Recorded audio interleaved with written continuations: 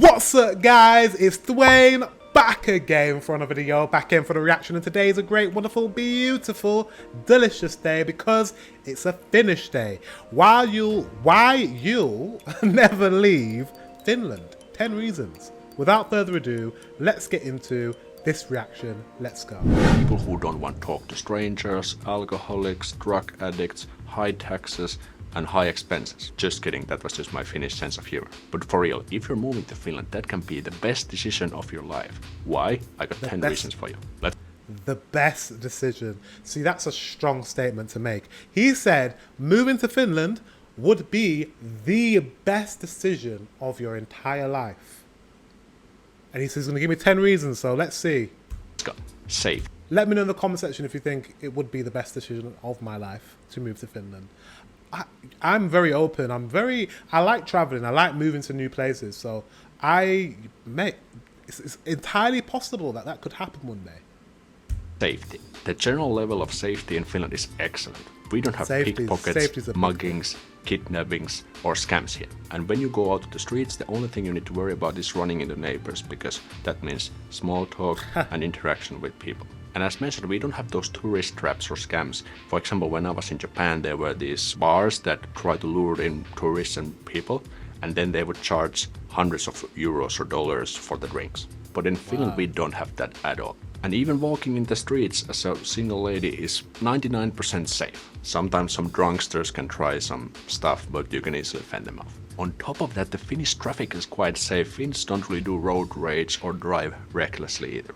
For example, so safety is very, very important. So that is a plus, because there are a lot of countries around the world where it's not safe at all. Like I don't want to generalize, but like South America, there are countries in Africa, there are countries in Asia that are really, in fact, there are countries in every continent of the earth that are very unsafe.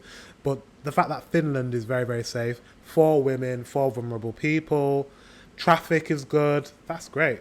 That's a plus. For example, when I was just 8 years old, I started to go to school on my own by bicycle, because you can do that in Finland.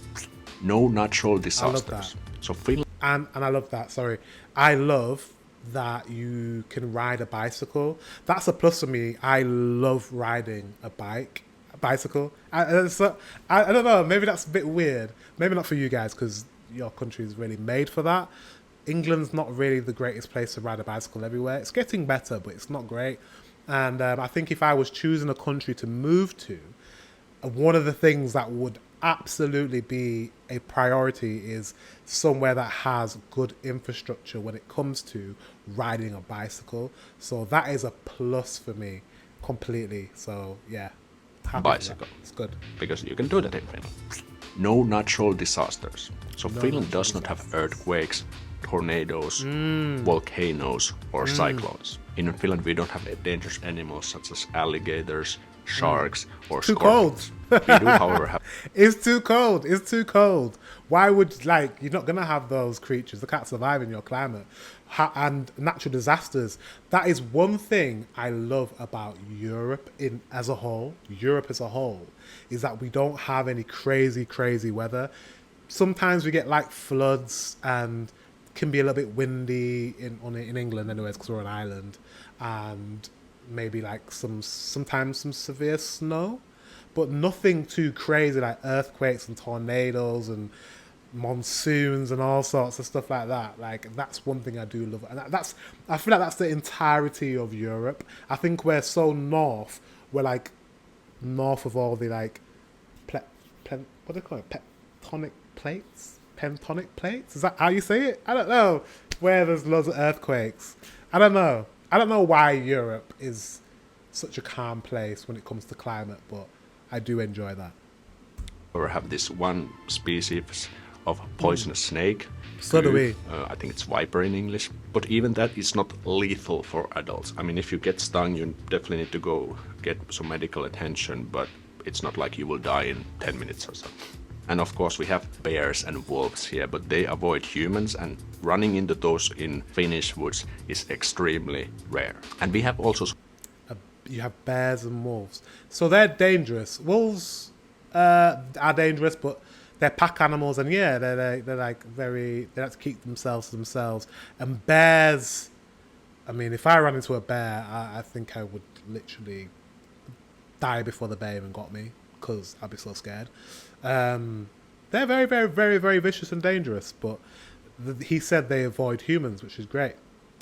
Also some poisonous mushrooms, so if you're into mushrooms, make sure to know what you're picking. An excellent place to raise a family. If you already have or plan to have kids in the future, Finland is one of the best places to do that.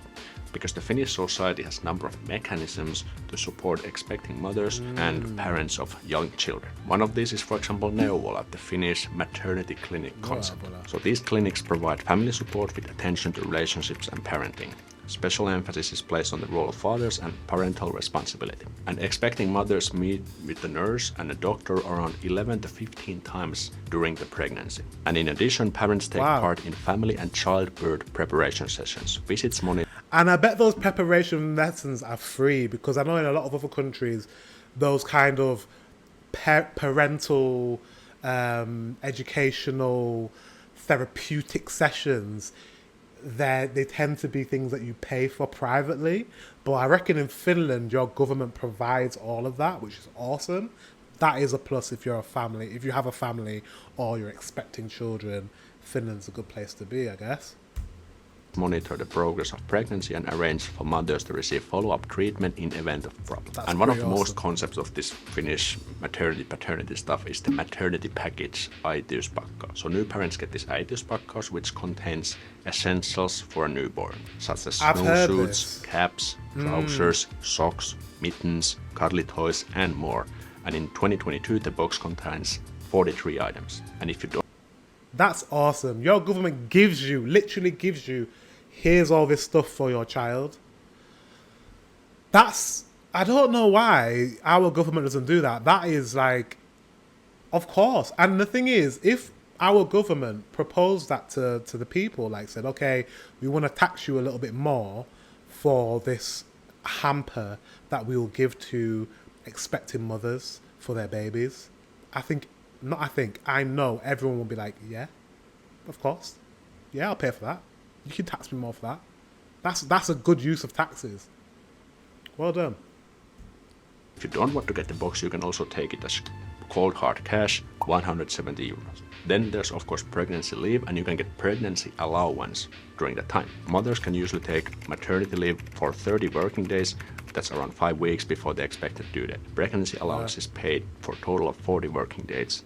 That's around 1.5 months. And of course, then there's the parental leave after the child has been born. And let me read my notes because this is some factual stuff. The birthing parent can get parental allowance immediately following the pregnancy allowance, even if the child has not yet been born. Kela pays parental allowance for one child for 320 working days. That's around 13 months. And the allowance is divided equally between the parents. So that's a good thing. Both parents actually get the allowance, and they can also It's divided equally. That is, see, equality. And you guys have paternal leave as well. Paternal leave, I'm not sure if paternal leave is even a thing in the UK. And is it like, isn't like the men get the same amount of like leave as women? I don't know if I've made that up in my head. I don't know. We'll continue. Transfer some of the days between the parents if they want. So, for example, the mother can stay home with the child for 6 months. Then the mother can go back to work. And then the dad can stay at home for example, 3 months to take care of the child. One more thing. Also, so the male gets a little bit less. It makes sense because obviously the female is recovering from pregnancy. So that you get 6 months is great. But the fact that the men get 3 months of paternal leave so they can look after the child while the woman is trying to transition back into the workplace. You know what I mean? That makes complete sense. And I wish the UK did that as well, but they don't. And also it's really good for the man to bond with the child, right? The man should take up responsibility looking after that child while the mother is going back to work and transitioning back into the workplace. That's a plus. One thing is the child benefit lapsilisä. So you can get this child benefit until the month that the child becomes 17 years old. We have that and as the benefit is paid according to how many children is in the household. For the first child, you get 95 euros per month, and for the second child, 105 euros per month per child, but there's also more levels, but just to give you an idea how it works. And this money is tax-free. High living standards. In general, the living standards are pretty kick-ass in Finland. And here are some of the facts listed by the OECD Better Life Index. Decent salaries. The average household net adjusted disposable income per capita is around 33,000 US dollars, which is above the average of 30,000 US dollars. Good employment situation. Around 72% of the people aged between 15 and 64 in Finland have a paid job, and that is above the average of 66%. 72% high rate of education. Really high. In Finland, 91% of adults aged between 25 to 64 have completed upper secondary education, which is higher than the average of 79%. Long life expectancy. It's upper secondary. That's not university, is it? That's just at what's upper secondary? Let me know in the comment section below. Does that mean high school? What does upper secondary mean? Does that mean like a qualification after high school, after secondary school? I'm a bit confused on that one. But either way, sounds high. In terms of health, life expectancy at birth in Finland is around 82 years, which is 1 year higher than the OECD average of 81. Amazing water quality. In Finland, 97% of people say they are satisfied with the water quality. Make no mistake, the Finnish tap water is pretty amazing. Good support network. 96% of people believe that they know someone they could rely on in time of need, which is higher than the average of 91%. That's good. Of course, without forgetting the fact that Finland is the happiest country in the world for years. And you know why is that? Because the sad people have killed themselves. Please forgive my Finnish self. Wow. Okay. Deprecating humor. No one will bother you. Finland is a paradise for introverts because no one will stick their nose into your business. We don't have that small talk or ice-breaking culture in Finland, which means that people won't bother you with mindless chit-chat. The only people who come talk to you are, for example, the people at the work, some drunkards, street sellers, maybe your friends if you can get Finnish friends in Finland, and the police if they come to arrest you for whatever reason. In addition, so basically, you don't talk to strangers. Stranger danger. So if you've heard that term before, stranger danger. Don't talk to strangers. So you guys don't speak to strangers. I don't mind. I'm not a small talk person. I don't like small talk. It's awkward. I like a proper conversation, like a proper, meaningful conversation. If I know you, but if I don't know you, then no. I know you guys, so that's why I can have a good conversation with you. But not strangers on the street? Nah. And Finland is one of the most sparsely populated countries in Europe, which means we got a lot of space here. And that also means less encounters with strangers and less interactions with strangers. Function in everyday life. I have to say that the everyday life in Finland rolls pretty amazingly here. For example, the public transportation is on time and runs nicely. Dealing with the public sector works decently. You can easily go to groceries, do the shopping there, or do them online. There are lots of... You know what? That's very underrated. Like public transport that's on time, that is smooth and works well. Public transport is so important. If I go to a city and they have a great infrastructure when it comes to transport, I just love it. The city just works. Like London just works because they have the underground system and it's just perfect.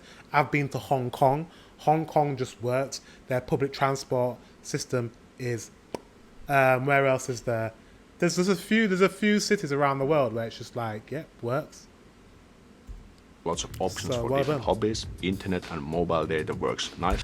Is that everywhere in Helsinki as well? And other cities like Turku? Do they have good like transport systems as well in all your cities? Let me know. And they're very cheap, and also traffic. He said data's very cheap. That's good. Runs pretty nicely, and we don't have road tolls in Finland. Did you know that? And as I mentioned, you can do lots of things. You don't have road tolls. In London, you have road tolls. You have certain parts of London, like, yeah, it's expensive. Things online nowadays, for example, switching to your phone plan, to buying an apartment. And you know why that's cool? That's, again, less interactions with strangers. And sometimes people say that like Finland's kind of boring, there's nothing much going on, the winter is grey and dark and so on. Well, I do agree as a Finn to some extent, but also what's good to know is that no news is good news. So what I mean by that is that the everyday fundamentals, essentials, in order to survive on a daily basis, those things are very well taken care of in Finland. That's the good. Nature. Nature is pretty much accessible from anywhere in Finland. And we got many forests, lakes, nature paths and national parks for you to enjoy. We have also the Finnish air. I'm happy about that. I come from a part of England which is very green, very rural. A lot of trees, a lot of fields, a lot of sheep, a lot of farms.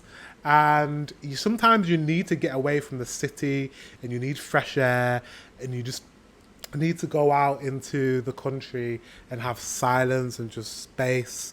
So that's a requirement of a country that I would move to. It needs to have a lot of good, nice, natural green spaces. It can't be just a concrete jungle and just have like buildings everywhere. I want some green. So that's a plus.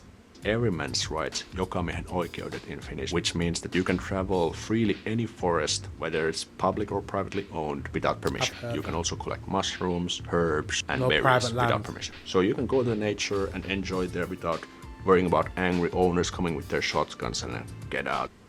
Get off my land. That's America. America's scary. The thing with America is scary. I would visit, but I would just be very wary of like pissing anyone off because they might shoot me. Like I just America's crazy, but to know that you can go to Finland and if you want to walk somewhere and walk on a green space, you're not going to get anyone saying get off my land, you know. That's out good. of my forest. Low corruption. According to transparency.org, Finland has the best score in the world for perceived corruption. And in my honest opinion, let me go back. Best score is low corruption. According to Okay. Has the lowest West Finland. Hong Kong, United Kingdom, West 78. You must be up here somewhere. Transparency.org, Finland has the best score in the world for perceived corruption. And in my honest opinion, if you want to, for example, deal with the public sector, very good. You need to get a new passport or you need to do something with the police or whatever, you can pretty much always trust that the system works and no one tries to screw you in the process. However, there's one thing I wish was done a little bit better, and that is the allocation and the use of public money. Because Finland is highly in debt and there's no like proper plan to reduce that. The state debt of Finland is a face-melting 138.6 billion. I didn't know that you guys were in debt. Why are you guys in debt? Let me know in the comment section below if you know the reason. Let me know. I always thought you were... I didn't know you were in debt. Maybe I'm thinking of Norway, because I know Norway's not in debt, but yeah. Euros at the time of recording this video. And there is this funny website where you can see how fast the debt is increasing. And that is actually not the official true number, but it's an estimate based on real data that the officials have provided. So it's kind of cool. And the number below is the share of each Finnish resident. So that's a big number. Healthy work-life balance. Let me know why you're in debt. Working in Finland is not about working crazy long hours and trying to get as much as done as possible, but instead working smarter and getting more done in the same time window. And working overtime is not really a thing in the Finnish working culture, but it's not really a requirement by the employers. The general mindset is that there's also much other important things in life than just work, like family. So overtime's not a thing. If you requested overtime, can you do it though? If it's not a thing, so does that mean you don't get overtime at all? So if you want to earn a little more money because you had more time, you can't do that? Let me know in the comment section. I mean, because sometimes some people actually, it's like, I'm free on Saturday and I've got nothing to do. Maybe I should work and earn more money. Some people do that. Let me know if that's possible, because you said overtime's not a thing. Yeah, I like that you value work-life balance. I think work-life balance is so important. And to get that right is sometimes very difficult for people, especially if you work for yourself. But I'm glad you guys, you value that. Family, friends, hobbies, and so on. I believe the employers understand that letting employees rest and recover produces better results long term. And some employers even allocate a percentage of their working time, like the employee's working time, to work on new skills, whether it's related to their field or something completely new. Pretty amazing. And if you're working... See, that's very insightful, very smart. A happy employee does a better job. A well-rested, well-taken care of employee works harder, right? This is what I don't understand about, you know, certain jobs or certain employees that really work their employees to the bone, where they're literally shattered, have no energy. How do you expect them to do a good job? I used to work in a hospital, and in the hospital there's different jobs, right? Certain parts of the hospital is better than the other. I worked as a healthcare assistant, which was assisting nurses on wards, and nurses and healthcares are overworked, work long hours, work very, very, very hard, short staffing, not many people want to do the job, so there's not many staff, there's loads and loads of patients per healthcare or nurse, and that was very, very stressful. I also worked as a physiotherapy assistant, occupational therapy assistant as well. And that job was a lot easier. There were a lot more people, it's oversubscribed, there's a lot more people working in that job. You worked less hours and it was just a lot more pleasant. So yeah, and I worked harder because I had more energy. I worked hard when I worked as a healthcare assistant helping nurses, but it was impossible to do a perfect job. I had to do a job that wasn't 100% because I had 10 patients to look after, and I'm running around trying to look after all these patients and I can't give them all my attention. Whereas when I worked as a occupational therapy assistant and a physiotherapy assistant, I was able to give a patient my 100% attention. So yeah, it's important to get work-life balance and, you know, not overwork your employees. And yeah, and obviously Finland's got that down apparently, so that's a good thing. Working full-time, you get around 25 to 30 paid holiday days per year. Laid-back culture. Okay, Finnishness is all about being chill and casual. So we don't really like to do things super uptight and super formal. For example, in professional life or at school, we always address each other with first names, so we don't use these titles and stuff, because we don't really believe in this hierarchy. Instead, we all believe that we are equal, and treating each other as such will produce better results. Also, the Finnish dressing up culture, like in terms of clothing, is kind of casual, so instead of opting for like really uptight, super formal stuff, usually prefer like a more comfortable stuff. So kind of like something we're in between. So something that looks kind of nice, but it's still comfortable to use. But even with these things, there are 8 things that make Finland one of the worst countries to live in. What are those? Watch this video next to find out. That's really, really, really good. Yeah, they're all very, very positive reasons to live in Finland. Having a relaxed environment, great work-life balance, laid back, no danger, very safe to live in, good traffic, good transport. Finland, you sound amazing. You sound pretty good. Finland sounds like a country I would live in for sure. And I'm visiting soon. I don't know when. I keep saying soon. It is coming, guys. I will be coming to Finland. Just haven't planned it yet. And yeah, I am coming though. Don't worry, I'm coming. Guys, thank you very much for watching. Until the next one, I will see you very soon.